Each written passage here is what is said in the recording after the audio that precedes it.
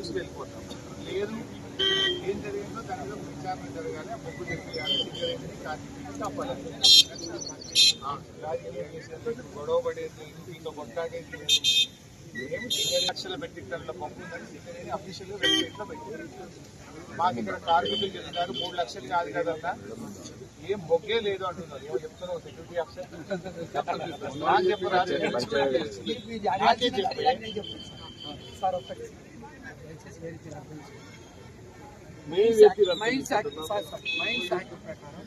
Clear permission తీసుకుంటే వాళ్ళ సేఫ్టీకి సంబంధించిన వీళ్ళన్న ఐడియా అన్నారు.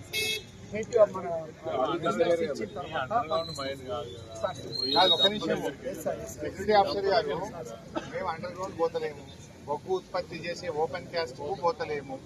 మేము అసలు మీ పనులకు ఎక్కడ ఆటంకం కలిగించము. ఆడ పక్కకు స్టాక్ డంపు పోసినాము అంటున్నారు. డంపు ఉన్నదా లేదా చూస్తే వెళ్ళిపోతాం అంతే.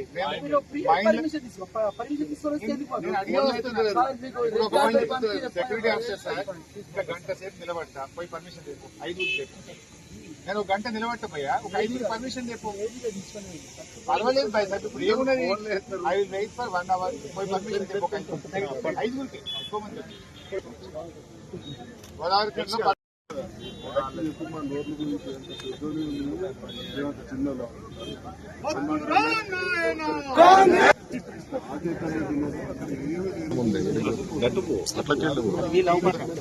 నిన్న వీడియో తీసి నాకు పంపిండు, మీకు చూపిస్తాను.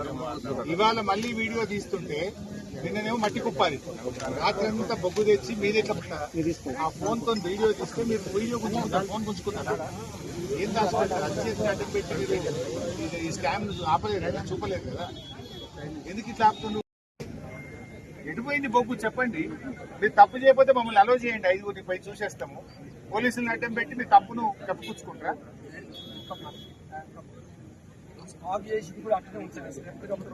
అరే ఉంటే చూసి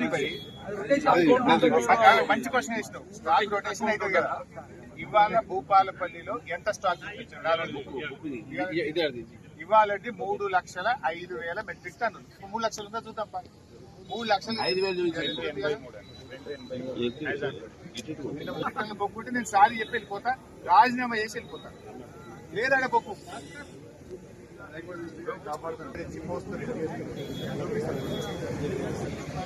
సార్, మేము 1 గంట వెయిట్ చేస్తాం, పర్మిషన్ చేయాలి, చూసేస్తాం.